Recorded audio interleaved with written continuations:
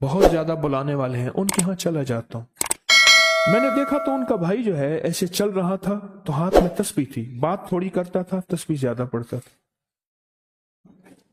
اس کا دبئی میں بہت بڑا کاروبار، جسے کہنا چاہیے بہت بڑا کاروبار دبئی میں۔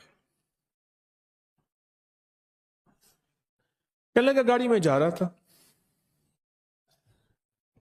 کچھ لوگ آئے، گاڑی کا دروازہ کھولا، بیٹھے، مجھے لے گئے۔ پھر میرے گھر والوں کو مہینوں پتہ نہ چلا، اور اس کے بعد بڑی اذیتوں کے بعد میں چھوٹا۔ اب وہاں بیٹھ کے پھر اللہ ہی تھا تنہائی میں، اور تو کوئی تھا ہی نہیں۔ کہا کہ وہ اللہ سے ذکر کرنے اور باتیں کرنے کی ایسی کوئی مجھے عادت سی پڑ گئی ہے، اب لوگ مجھے کہتے ہیں کہ آپ جیل کی اذیتوں کی وجہ سے خاموش ہو گئے ہیں۔ میں لوگوں کو لاکھ کہتا ہوں، نہیں، وہ مانتے نہیں۔ جیسے نا بندہ کوئی غم کی وجہ سے بعض اوقات نا چپ ہو جاتا ہے، وہ کیوں کہتے ہیں؟ اسے چپ لگ گئی ہے، خاموش ہو گیا ہے۔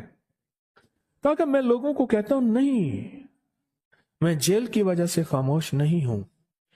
اس قید نے، اس جیل نے میرے اوپر جو آزمائش بھیجی ہے، اس قید نے اور جیل نے میرے اوپر جو آزمائش بھیجی ہے، اور میں پھر وہاں ذکر کا عادی بنا، دعاؤں کا عادی بنا، تسبیح کا عادی بنا، اعمال کا عادی بنا، اور وہ عادت سی پڑ گئی ہے۔ اور وہ عادت سی ایسی پڑی ہے کہ بس سارا دن اب اسی میں لگا رہتا ہوں، سارا دن اب اسی ذکر میں اور اسی یاد میں لگا رہتا ہوں۔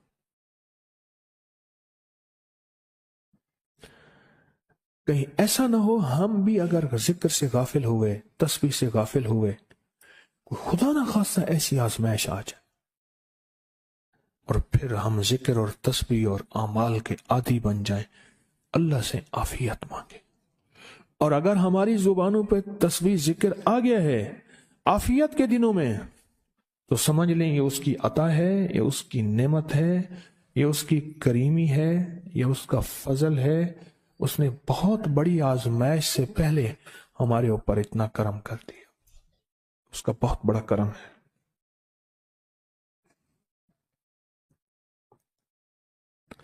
اس لیے اللہ جل شانہ کے حبیب کملی والے نے آزمائشوں سے پناہ مانگی ہے۔ اللہم انی اعوذ بک من جہد البلاء، آزمائش، کوئی بلا آ جائے، ودرک شقاء، شقاوت میں میرا نام آئے، بدبختی میں، یہ بھی آزمائش ہے، وسوء القضاء، میرے لیے ایسے فیصلے ہونا شروع ہو جائیں جو مجھے برباد کر دیں، ایک کے بعد دوسرا میرے حق میں فیصلہ، میرے خلاف فیصلے سارے، وشماتۃ الاعداء، اور ایسا وقت میرے آزمائش نہ آئے کہ دشمن تالیاں بجائے، دشمن ہنسے اور میرا مذاق اڑائے۔ اس لیے میرے آقا نے، میرے حضور نے آزمائشوں سے پناہ مانگی ہے، عافیت مانگی ہے۔ اللہم انی اعوذ بک من زوال نعمتک، اللہ نعمت دی پھر اس کا زوال آ گیا، وتحول عافیت، عافیت دی اور تو نے چھین لی۔ اللہم انی اعوذ بک من زوال نعمتک وتحول عافیتک وفجاءت نقمتک وجمیع سخطک، اے اللہ کو میرے اوپر ایسے حملے ہوں اور سختیاں میرے اوپر شروع ہوں، مولا میں اس سے پناہ مانگتا ہوں۔ میں مانگتا کیا ہوں؟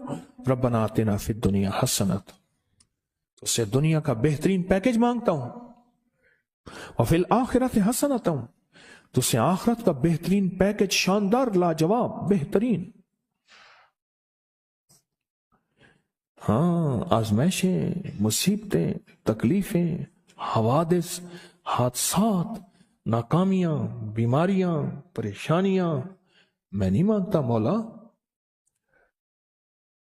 اللہم انی اعوذ بک من الہم والحزن، ہم کہتے ہیں ٹینشن کو، انزائٹی کو، اسٹریس کو، ڈپریشن کو، اندر غم ہے باہر پتہ ہی نہیں، اس کو ہم کہتے ہیں۔ اور حزن کہتے ہیں جس پہ ہائے ہائے ہو۔ اے اللہ میں تجھ سے اندر کا دکھ جو مجھے دیمک کی طرح کھائے، اور باہر کا دکھ جو مجھے تڑپائے، اندر کا دکھ کھائے اور باہر کا دکھ تڑپائے، اللہ میں اس سے پناہ مانگتا ہوں۔ ہم والحزن، عجز والکسل، ایسا کہ میں عاجز ہو جاؤں یا میرے اوپر سستی غالب ہو جائے۔ کتنے لوگ ایسے ہیں ان کے اوپر سستی غالب ہے، بہت بڑی مصیبت ہے زندگی کی۔ میرے آقا کملی والے نے اس سے پناہ مانگی، اللہ کے حبیب میرے آقا نے آزمائشوں سے پناہ مانگی ہے۔ اللہم انی اعوذ بک من الفقر والکفر، اے میرا مولا مجھے کفر سے اور فقر سے بچا۔ فقر ایسا، غربت ایسی آئے کہ میرے ذہن میں ہر وقت لوگوں کی جیبوں پہ نظر ہو، ہر وقت لوگوں کی جیبوں پہ نظر ہو۔ یہ دو وقت میں ہوتا ہے، ذہن نشین رکھیے گا۔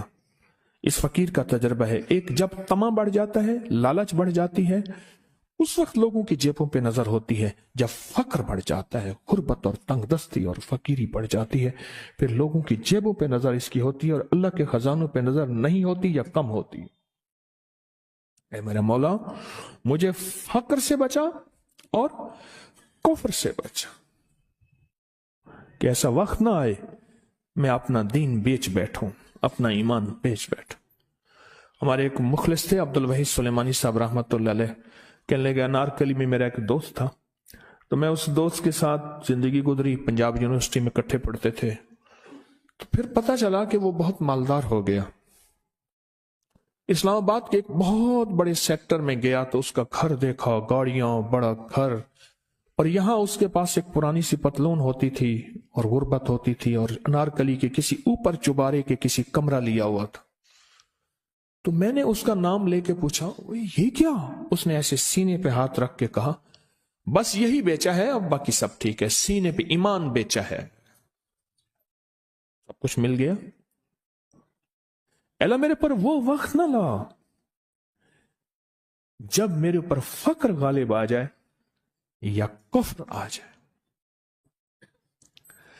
میری آقا کملی والے نے آزمائشوں سے پناہ مانگی، اور آپ حضرات کتنے خوش قسمت ہیں، اس کی شان کریمی اللہ نے آزمائشوں سے بچائے، اور انشاءاللہ ان نام کی برکتوں سے، ان دعاؤں کی برکتوں سے، ان تسبیحوں کی برکتوں سے، اس اللہ کے نام لینے کی برکت سے انشاءاللہ اللہ اور آزمائشوں سے بچائے گا۔ اللہ نے بغیر آزمائشوں کے ہمیں اپنا نام دے دیا، اپنے نام کی تسبیح دے دی، اپنا ذکر دے دیا، اپنی یادیں دے دی۔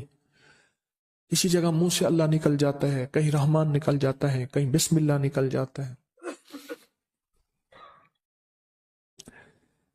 ابو عبداللہ مغربی فرماتے ہیں میں نے رسول اللہ صلی اللہ علیہ وسلم کو خواب میں دیکھا، عرض کیا مجھے اللہ سے ایک حاجت ہے، کس وسیلے سے دعا مانگوں؟ عرض کیا مجھے اللہ سے ایک حاجت ہے، کس وسیلے سے دعا مانگوں؟ کوئی عمل بتا دیں، کوئی وسیلہ بتا دیں آقا۔